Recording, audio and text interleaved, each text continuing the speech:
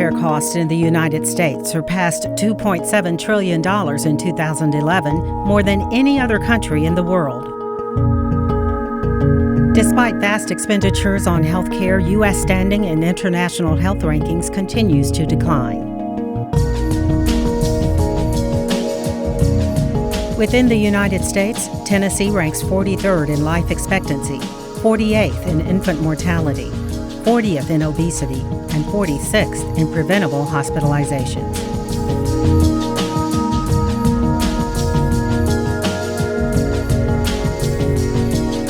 In 2009, Tennesseans spent more than $41 billion on medical care. Why do we spend so much and get so little?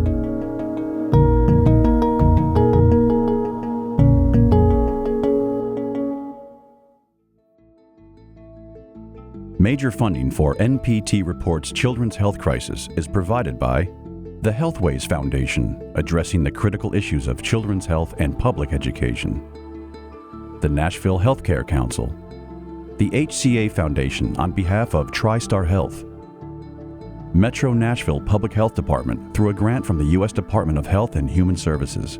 Additional funding provided by the Monroe Carroll Jr. Children's Hospital at Vanderbilt and the Baptist Healing Trust, and by members of NPT.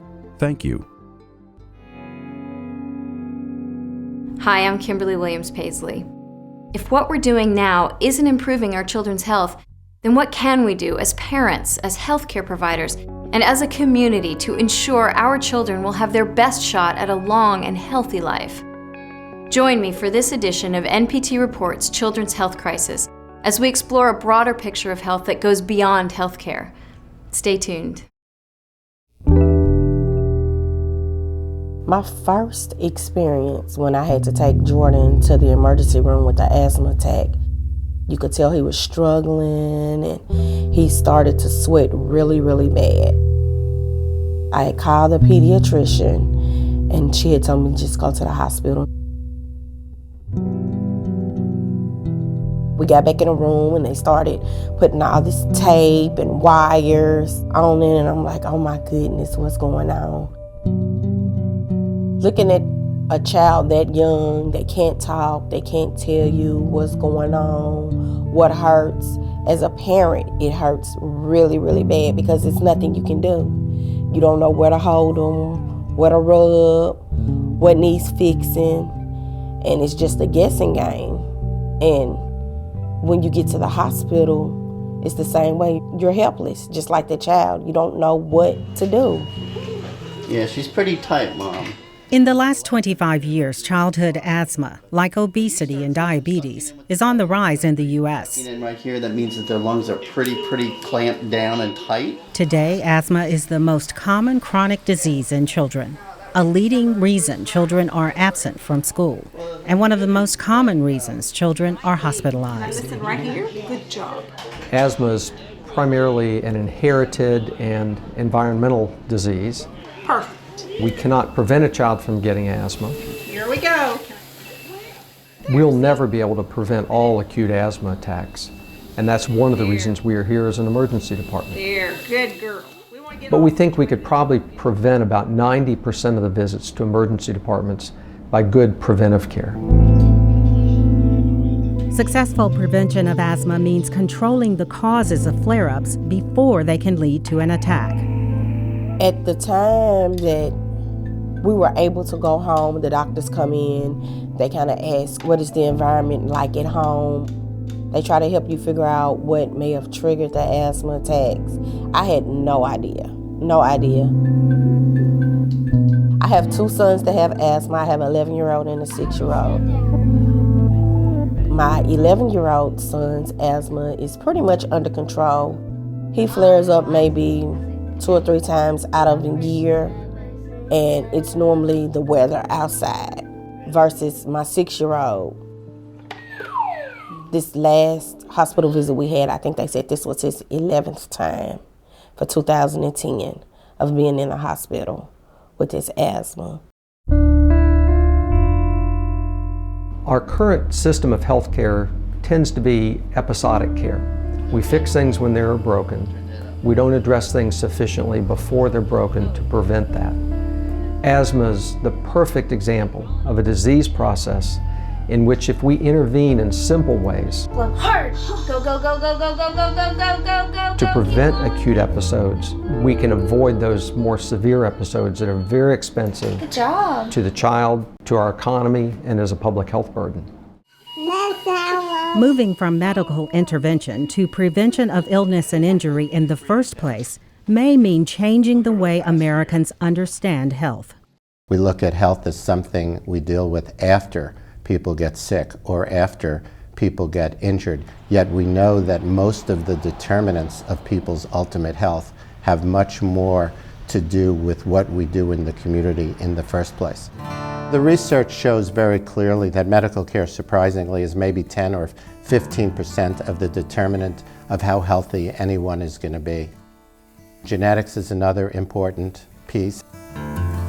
But the largest percentage of determinants of health has to do with our individual behaviors and the environment. I need to be very clear from the beginning that the environment, in fact, shapes our behavior. You could say that the environment is the tipping factor which determines whether someone gets sick in the first place. Medical care may only determine 10% of an individual's health, but healthcare providers still have a role to play in prevention. If you look through medical history, the most cost-effective and medically effective things that we can do as healthcare people is to prevent disease. It's much easier to prevent things than wait until the disease is already happening, and that's what vaccines do. They prevent you ever having a disease. A child's first vaccine is scheduled within 24 hours of birth. Children are required by law to get certain vaccines for preschool, child care, and school. The period of time when children routinely receive vaccinations corresponds to significant early child development. For pediatricians, those vaccination appointments become critical opportunities to touch base with parents about the development of their child. This way, if she should ever have... Pediatricians have often used vaccines as a seed to have a visit, but also to discuss greater health issues. So I think we benefit from those visits even beyond the vaccines. We do something, what I think is really important, is called anticipatory guidance, and that's sort of what to expect next. And so when you come in with your 6-month-old, we're talking about, well, your baby's sitting up now, they're probably rolling over, we're starting to transition to solid foods. But in my mind, what's really important is we're going to talk about in the next 3 months, you're going to start baby-proofing your house. Make sure that your outlets are covered and that you don't have cords hanging down and your cabinets are locked.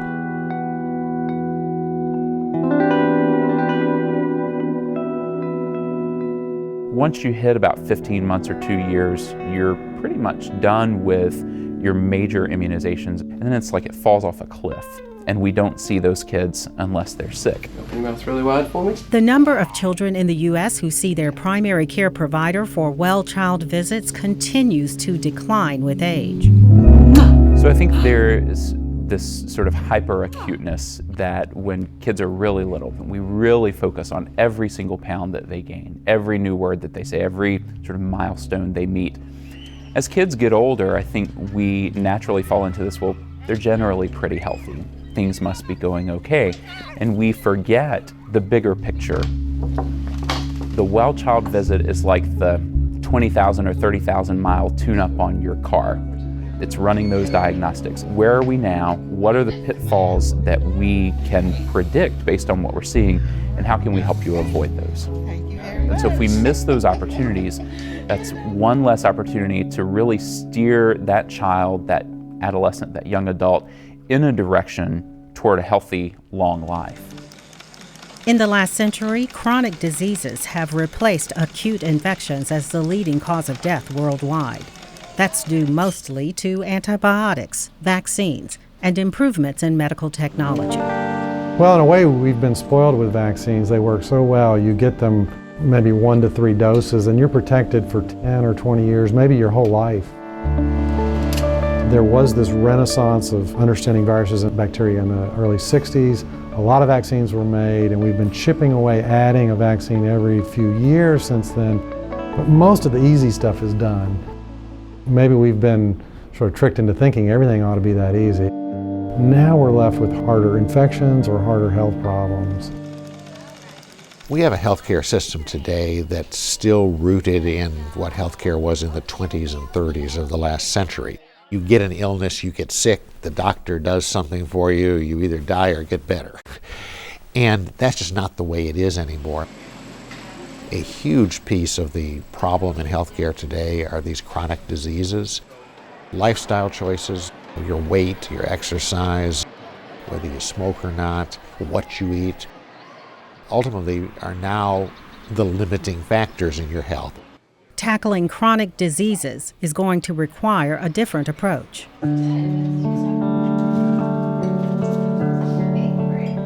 I'm 10, I'm in 5th grade, and I like to play sports. Go, go, go, go! I like to play volleyball and softball, and I'm gonna play soccer this year. Kind of listen to your heart. It started with her routine yearly visit at the pediatrician. Why don't you get those shoes off for me and then stand on that scale. And they were monitoring her weight, and then I would say in the last couple of years, they noticed that it was continuing to go up. And so they referred us to Vanderbilt. Obesity is one of the most common and damaging risk factors for chronic disease. All right, you ready? Mm-hmm. Let's go do our walk. For children like Faith, at risk for obesity now, early intervention is crucial. When I see a 5-year-old kid for obesity, I honestly not need to see the 5-year-old kid. I need to spend the time with the mom and the dad. Come on, buddy. If you make 2 or 3 small little changes, you're going to be fine. That's very different from the 15-year-old who has been watching 3 or 4 hours of TV since he was 5. The family's entrenched in kind of this is how we eat and this is how we operate. You know that if you're a preschool child, you have about a 20 to 30% chance of being overweight as an adult, but if you're overweight in your teens, you have about an 80% chance of staying that way. Chronic diseases are set in motion in childhood and early adulthood, but they take years to actually flower into an overt disease. Chronic disease is the leading contributor to our high health care costs. The major chronic diseases are heart disease and stroke, cancer, diabetes. And what we know about these diseases is they are largely caused by a small number of very common, very damaging health behaviors. These include tobacco use, poor nutrition, low levels of physical activity, and excessive alcohol use. And all of these behaviors are modifiable.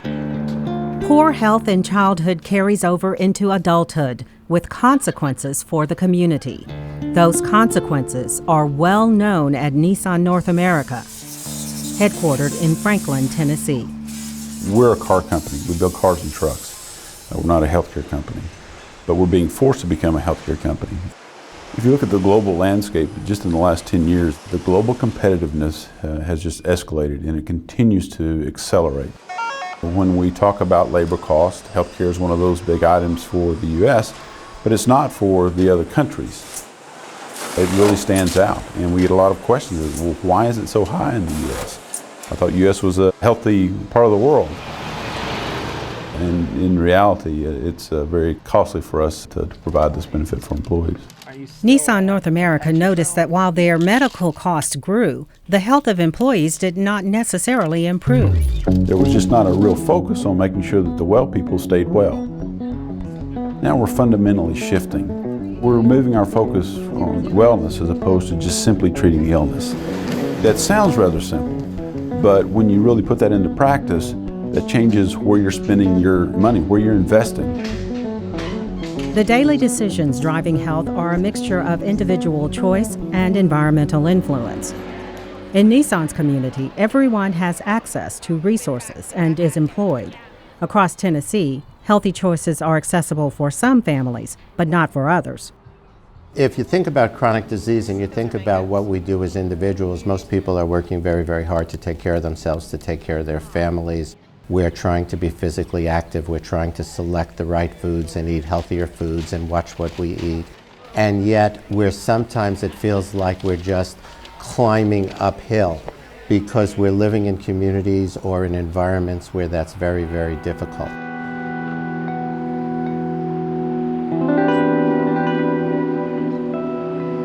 The prevalence of obesity and chronic diseases in certain communities reflects inequities that exist across Tennessee and the United States. Socioeconomic status, race and ethnicity, where someone lives, and their education all determine health status. We know that where a child is born in America, what state they're born in, what community they're born in, really determines their life expectancy. And in a country as rich as ours, where you're born shouldn't determine your life expectancy.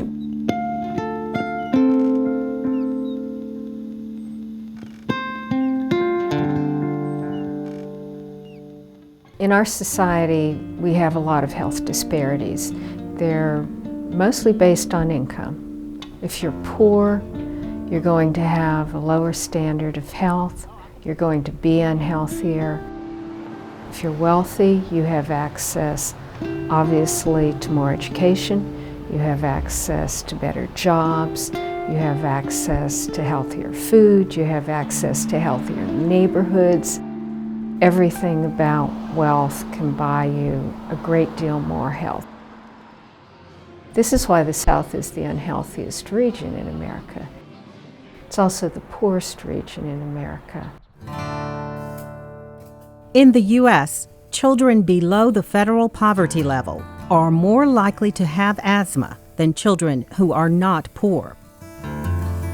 African American children are more than twice as likely as white children to end up in the emergency room with an asthma attack. When managing asthma, it can get very expensive. When he's in a hospital 3 or 4 days and then he has to stay home 2 days before he can go back to school, I'm out of work 6 or 7 days between the 2-week pay period just because I have to stay home and care for my child. I use up my sick time so fast at work. So the hospital bills, they're just stacking up, going into collection agencies. I can only do so much with a short pay stub and a large bill to pay for.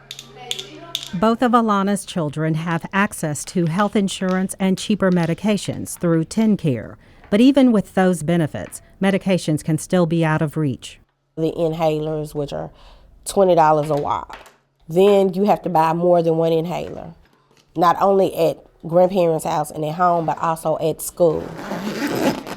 Do it one more time. Alana has a better understanding of what triggers her children's asthma attacks, but she can't always control their home environment. 260. I lived in an older apartment when Jordan was a baby, and I know sometimes I could smell smoke through the vents from the other neighbors. And I know I would call the manager and, ask if they had changed the filters in my air conditioning and heating unit because I know these were triggers for the asthma. Then they started telling me because I had to get it changed so often that I would have to do it myself. And I'm like, I can't afford the things I'm doing now.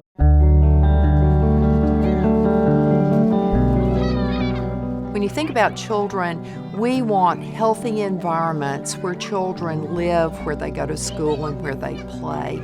And the challenges are that sometimes we have great barriers in place, and we need to think broadly about those things that affect health. Policy interventions provide stickiness factors that really can influence the health of a child. We have to, as a state and as an agency, look at policies that support families succeeding from the very beginning. That means helping families have healthy babies that start at a healthy birth weight, helping families breastfeed, because breastfeeding is associated with reduced risk of obesity and many other health outcomes. So that we can start children out healthy and establishing healthy routines and healthy lifestyles so they have better opportunities to grow into healthy adults. Tennessee has successfully used policy to shape individual behavior and improve public health.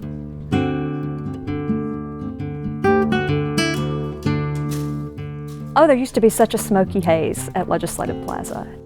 And I would joke about it, but in retrospect, it was pretty serious. Until 2006, Tennessee legislators on Capitol Hill could smoke in Legislative Plaza.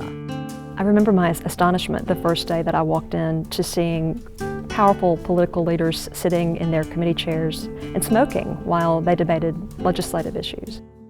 And that was astonishing to me at first, and then I very quickly became accustomed to it as the norm. 30 years ago in Tennessee, you would have seen lots of young people smoking, and you wouldn't have seen much of an uproar about that. You would have gone in restaurants, you've gone in other public buildings and seen cigarette smoke. People who have never smoked a single cigarette have adverse health consequences from secondhand smoke.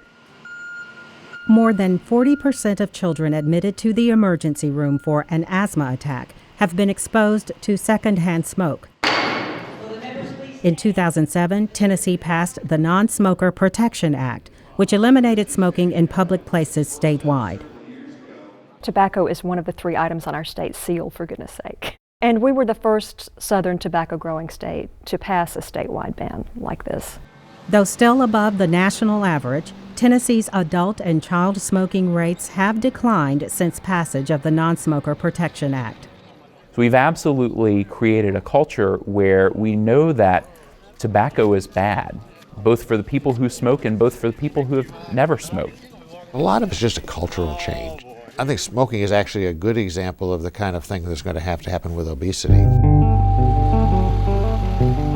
Preventing obesity and chronic diseases like heart disease and diabetes means addressing the health of children before unhealthy habits take root.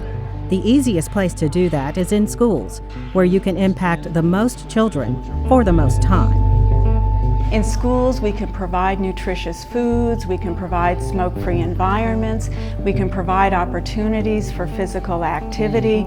We can model and establish healthful behaviors that children can take over the course of their lifespan. So schools are very important. They're sort of microcosms in terms of promoting healthful behaviors.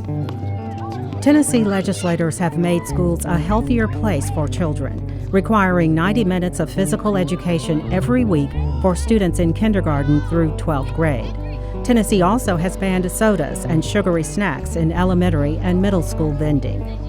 School is the best place to address health problems.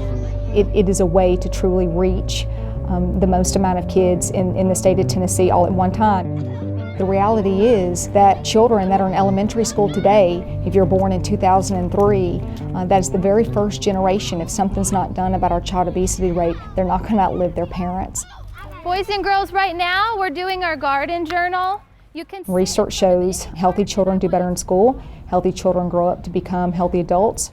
You know, these gardens are organic, which means there is also a direct link between physical activity and academic performance. Have a seat right here on this table for me, please. In 2006, Tennessee became the first state in the U.S. to implement coordinated school health in every school district statewide. The Centers for Disease Control and Prevention developed coordinated school health to address the emotional, mental, and physical health of students.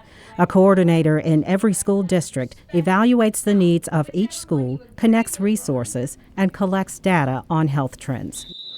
In rural Northwest Tennessee, the CDC is evaluating the efforts of Gibson County Special School District as one of 3 examples nationwide of coordinated school health. Basically, what we're trying to do is to affect change in the life of a child 7 hours a day. I have for you some food.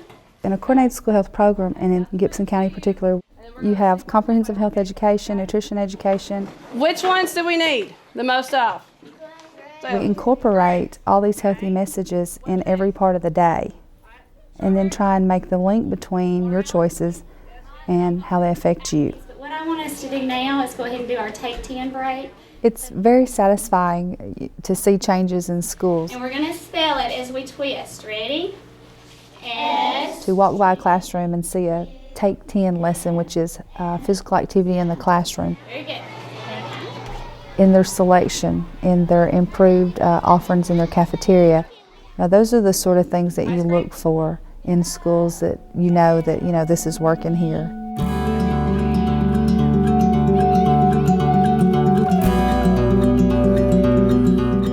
as a result of us being the only state with coordinated school health as law. All other states are watching us right now. What we do is very challenging. We're trying to change a culture. So if we look at the state of Tennessee, we are the only state that's not only seeing a leveling off of our childhood obesity rate since coordinated school health, we're actually seeing an almost 2% decrease, and that's huge. That is something definitely to celebrate. We just need to make sure that continues. If we're going to improve health, we've got to move away from this. You get sick, you go to the doctor, you get a pill, you get well, into something which is much more preventive. We need to look at how we can reconfigure our society, our environments, our policies, our priorities, so that we're designed for health.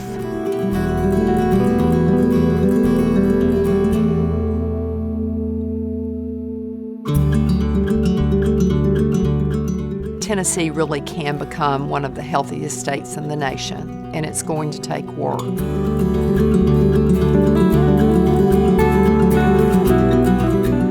But what I would say is start where you are, because a commitment to your health soon spills over into a commitment to your child's health or your family's health, and will only lead to better health for your community.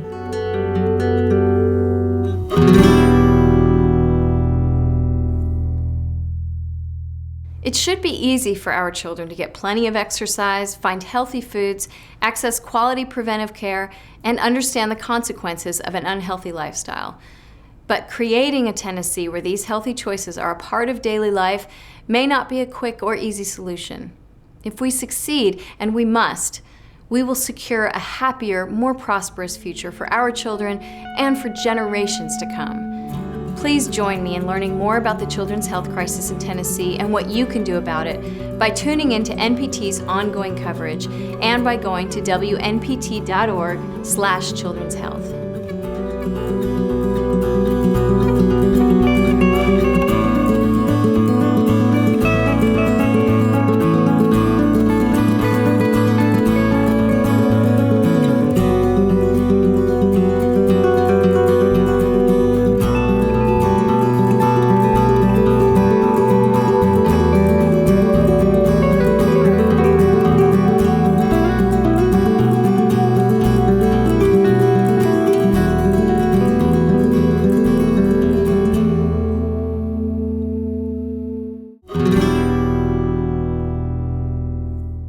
Major funding for NPT Reports Children's Health Crisis has been provided by the Healthways Foundation, addressing the critical issues of children's health and public education, the Nashville Healthcare Council, the HCA Foundation on behalf of TriStar Health, Metro Nashville Public Health Department through a grant from the U.S. Department of Health and Human Services. Additional funding provided by the Monroe Carroll Jr. Children's Hospital at Vanderbilt and the Baptist Healing Trust, and by members of NPT. Thank you.